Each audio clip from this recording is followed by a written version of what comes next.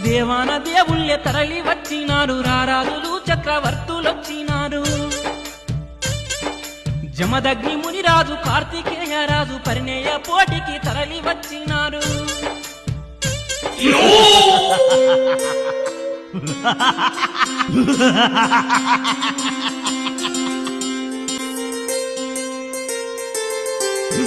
ఎల్లమ్మను చూసి కార్తికేయ రాజు మోహితుడై ఓయమ్మలాల మాయమ్మలాల ఎట్లైన ఎల్లమ్మ నేను పుట్టానండు ఓయమ్మలాల మాయమ్మలాల. పరమశివుడు పెట్టిన పందెములో జమదగ్ని మునిరాజు అన్నింట గెలిచిండు.